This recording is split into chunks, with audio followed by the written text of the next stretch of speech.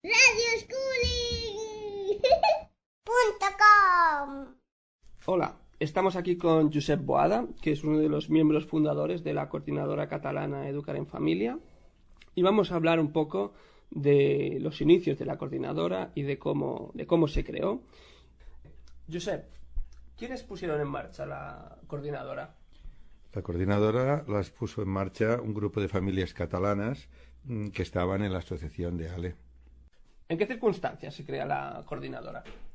Después de haber sido aprobada la Ley de Educación, la LOE, en la que no aparecía para nada la opción de educar en casa, hubo una visita al Ministerio de Educación y Ciencia y que nos atendió el señor López, el director general de Ordenación Académica, precisamente para ver cómo quedaba la situación actual de las familias que educaban en casa. Él no le dio ninguna importancia y remitió directamente a que fuéramos comunidad por comunidad, puesto que las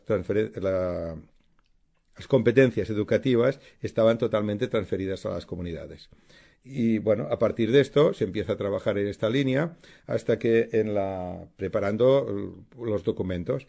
Entonces, en la Asamblea General de ALE del 3 de febrero de 2007, que se celebró en Barcelona, allí hubo una serie de rifirrafes en la misma asamblea porque, a pesar de los objetivos fundacionales de ALE, que son precisamente el reconocimiento y la regulación de la educación en familia en España, había unos cuantos socios que estaban totalmente en contra, intentaban bloquear este paso de esta visita a la Generalitat. ¿Y por qué la Generalitat? Queríamos ir a la Generalitat porque en aquel momento se había iniciado el trámite para el desarrollo de la nueva ley educativa catalana, que después fue la LEC, y era el momento que no podíamos dejar pasar esta oportunidad única.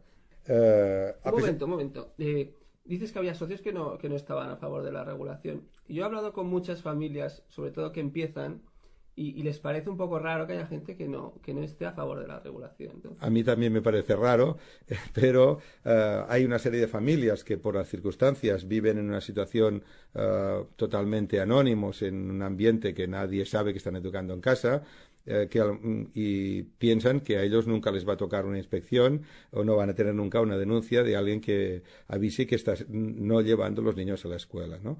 Además, hay otro problema añadido. Y es básico para pedir la regulación de la educación en casa.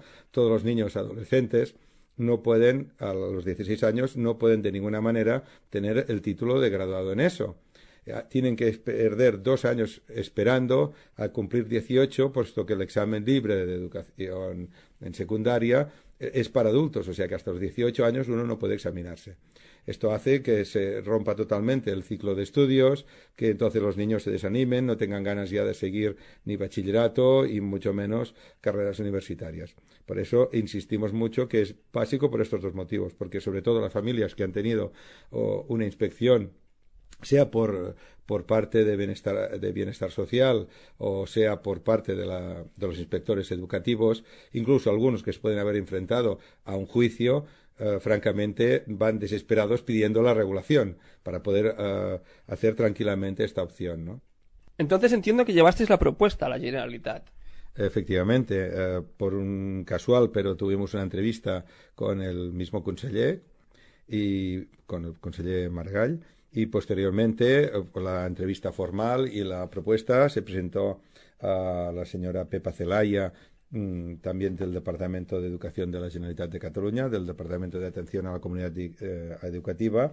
Fue muy bien recibida y en realidad en su momento vemos que teníamos unas puertas abiertas que valía la pena seguir por este camino porque no nos pusieron una traba inicial, ¿no? Y entonces es cuando se forma la coordinadora. De alguna manera sí, porque nos encontramos la necesidad de poder transmitir a las familias que educan en casa, que todos sabíamos que la mayoría no estaban asociadas, estaban dispersas por la geografía, y muchas de ellas escondidas con miedo todavía, y a partir de un grupo de 4 familias se lanzó una propuesta. Esto fue el 15 de abril de 2007, las reuniones habían sido pues en febrero, para explicar a todas las familias, encontrarnos en un punto, nos encontramos precisamente en un parque del Migdia de Girona, y para poder explicar a las familias cómo había sido esta reunión y de qué forma se enfocaba el futuro a partir de lo que habíamos obtenido, cuál sería el mejor camino para tirar para adelante el tema.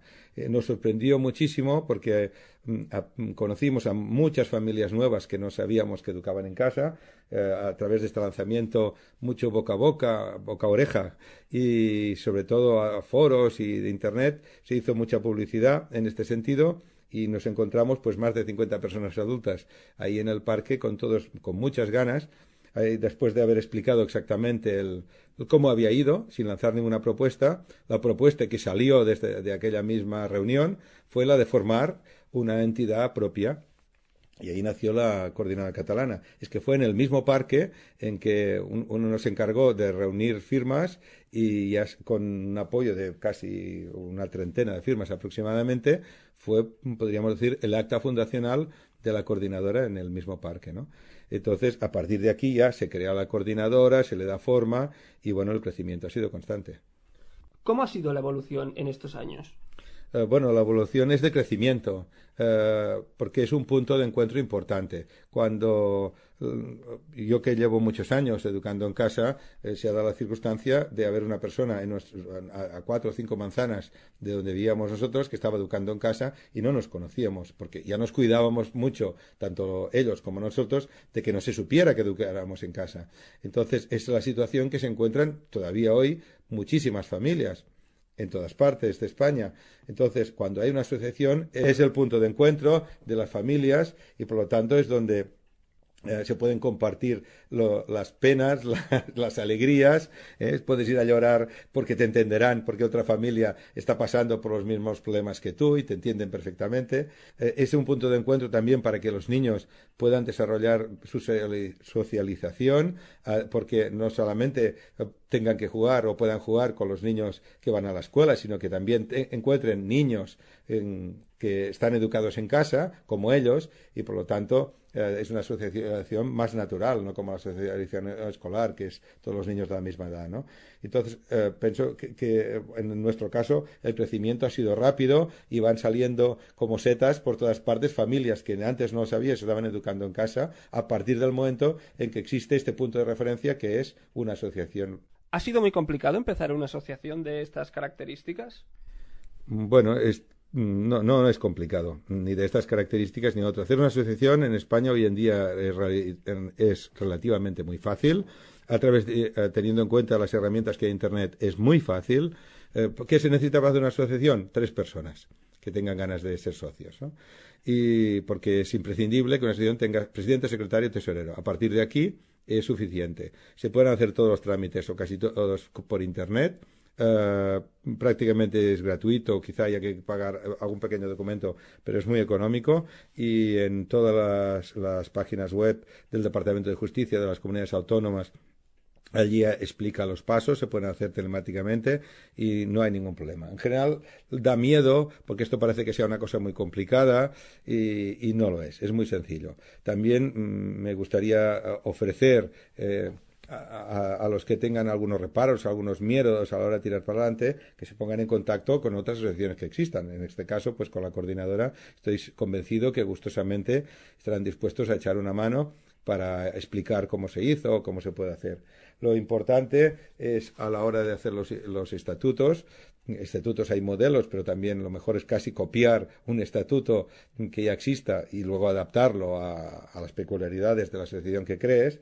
Y ya está, nada más. Ahora bien, sí que para una asociación de educación en casa pienso que vale la pena tomar en cuenta una serie de puntos clave que no hay que dejarlos. Si pensamos siempre en una asociación de familias que eduquen en casa, pensando en la regulación, Estos puntos, ¿cuáles serían? Primeramente, solamente los socios serán las familias que eduquen en casa. Los simpatizantes, todo esto está muy bien para los apoyos, para las reuniones, pero a la hora de trabajar, los socios deberían ser familias que eduquen a sus hijos en casa. Dejar al lado la cuestión de las escuelas. Yo te hablo de la experiencia de haber estado en 2 asociaciones y hemos visto los problemas y conflictos que trae que hemos tenido. Y bajo esta experiencia diría que en los estatutos también quede muy claro que las escuelitas con las cuales simpatizamos, con las cuales compartimos muchos objetivos, seguramente compartiremos también la forma de educar, las pedagogías, los métodos, el respeto al niño, todas estas cosas, pero es una cuestión diferente. La educación en casa consiste en no delegar la educación a nadie, el asumir la madre y el padre en primera persona, por lo tanto estamos pidiendo simplemente un derecho que consideramos constitucional nosotros. En cambio, la escuelita busca una educación diferente de la escuela tradicional, más respetuosa, pero sí que parte de la delegación, por eso es delegarlo a una tercera persona. Entonces, está bien, podemos hacer cosas juntos, pero no dentro de la asociación, porque entonces se desvirtúan los objetivos y se desvirtúa también a la hora de trabajar y a veces aparecen conflictos. Y otro tema también importante es que sea una asociación regional o autonómica, mejor dicho, es decir, para personas residentes en aquella comunidad, precisamente por lo que decíamos, porque si estás implicado allí y te afectan estas leyes, no tiene sentido que esto lo haga una persona de otra diferente que se verá afectada por leyes diferentes. Y el punto básico, más importante de todos, es que sea una familia que eduque en casa que quiera la regulación. ¿Qué regulación? ¿Qué regulación? No, que quieren que se regule. La regulación la discutirá la asociación con la administración y conseguirá lo que pueda conseguir, intentará conseguir el máximo. Pero lo importante es que quiera que se regule. ¿Para qué se regule? Porque queremos unos derechos, que son lo que habíamos dicho al principio, poder ejercer esta opción con libertad, sin cortapisas, sin que nos señalen por la calle, que sea una opción reconocida, y por otro lado, que nuestros hijos puedan seguir sus estudios, el que quiera seguirlos, y pueda examinarse el que quiera examinarse, pero a la misma edad sin penalización. Esto conllevará seguramente algunas obligaciones. Todo derecho implica un deber, por descontado. Aquí está la necesidad de una asociación que pueda ser un interlocutor válido con la administración y pueda discutir todos estos puntos para evitar que sea una regulación que nos apriete excesivamente, que nos limite nuestros derechos, etcétera, etcétera. Porque si los dejamos en su mano, lo que pueden hacer es prohibirlo. Entonces, evitémoslo y para eso es imprescindible que haya una asociación que luche para esto. ¿Qué ventajas tiene una asociación autonómica de homeschoolers? Yo creo que todos son ventajas. Podríamos dividir las ventajas frente a ser el interlocutor con la administración y, por otro lado, de cara a las familias. De cara a los políticos, lo primero que diríamos es que si tú no estás asociado, lo tienes difícil y complicado para poder acceder, ni que sea al ayuntamiento, ni que sea a la administración autonómica o donde sea. En cambio, 3 personas montan una asociación, ya hablan en nombre de un colectivo y automáticamente eres recibido, la asociación está legalizada, seas recibido como un interlocutor válido, siempre. Por lo menos nuestra propia experiencia nos lo ha demostrado así. No hay que tener nunca complejo de inferioridad, que es muy propio. Siempre las asociaciones nos pensamos que no somos nada, porque claro, todo el mundo pensamos en Greenpeace. No hay que ser Greenpeace para poder ser un interlocutor válido. Unas cuantas personas ya representan un colectivo y por lo tanto siempre hemos sido tratados nosotros en todos los casos bien tratados por la administración, bien recibidos, hemos sido escuchados.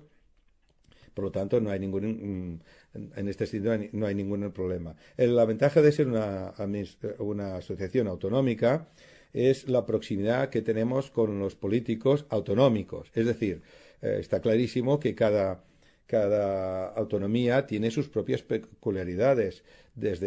Por un lado, hay una cercanía geográfica, por descontado, pero también hay una cercanía cultural, de idioma en algunos casos.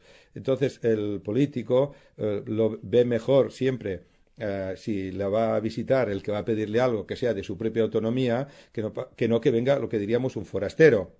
Y no solamente esto, supongamos una asociación de ámbito estatal, lógicamente, si va la junta directiva, lo normal es que cada uno sea de una comunidad diferente. Y si para discutir de una ley gallega tiene que ir el presidente que es de de Cataluña, el secretario de Aragón y el tesorero pues de Madrid, seguramente aquello no lo verá muy bien, porque siempre prefieren ellos trabajar con las personas implicadas y además las personas de su propia autonomía, ¿no? Esto es una cosa que creo que se entiende bien.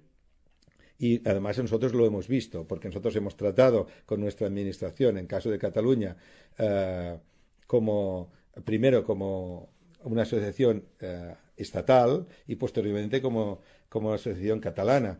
Y francamente la forma ha sido diferente, ¿eh? La forma del trato. Por otro lado, ventajas para las familias, pues lo mismo que decíamos antes, de proximidad, por descontado. Es una asociación de este tipo a la que cuando una asociación nace todos nos conocemos, aunque sea de ámbito estatal, pero a la que va creciendo se pierde este contacto, acaba siendo un nombre en una lista de correos o un nick en una lista de correos. Sin embargo, una asociación autonómica es más fácil de encontrarse a menudo, hacer encuentros, hacer salidas, en las mismas asambleas. Las asambleas son muy numerosas porque va prácticamente la totalidad de los socios. Yo creo que todos serían ventajas en este sentido. Eso no quiere decir que las asociaciones tengan que mirar solamente para adentro y de espaldas a nuestros vecinos. Yo creo que estando las asociaciones autonómicas siendo todas españolas, parecería muy normal, me parecería a mí por lo menos, que bien sea en forma de una federación, de una confederación o simplemente colaborando de la forma que sea, todas tienen muchas cosas para compartir, para ayudarse mutuamente. Y pueden haber desde recursos educativos a estrategias políticas, etcétera, etcétera, ¿no? La colaboración puede existir dentro de la independencia de cada una de ellas. Muy bien, por último, te quería preguntar sobre la sentencia del Tribunal Constitucional, del que tanto se habla en círculos relacionados con el homeschooling. Bueno, para mí esta sentencia me sorprende lo que he leído en los periódicos y la interpretación que hace mucha gente, pero hablando con técnicos, porque yo soy lego en este sentido, aunque yo tengo mi interpretación, pero me lo han reafirmado todos los técnicos, que esta sentencia lo que hace es echar un capote a la educación en casa. Porque, ¿qué dice esta sentencia? Que deja las puertas que el legislador haga las leyes adecuadas para en el sentido positivo o negativo, eso sí, le deja las puertas abiertas, puede hacer lo que quiera. Por lo tanto, esto reafirma las preguntas de antes de la necesidad de que hayan asociaciones que luchen para que se regule en el sentido positivo, porque no tienen, o sea, la sentencia lo permite, es lo que dice al final, en la conclusión final de la sentencia. Por lo tanto, creo que nos ayuda y de alguna forma a la coordinadora le está dando la razón los pasos que ha seguido, porque es lo que recomienda, ¿no? Muy bien, pues esto es todo por nuestra parte. Muchas gracias, Josep, por tu atención. Bueno, gracias a vosotros, porque este punto del Radio Schooling es un punto interesante para divulgar no solamente a las familias que están educando en casa, sino que además la comunidad que no escolar también es muy importante que nos vaya conociendo, que es la forma de ir normalizando nuestra situación en la sociedad.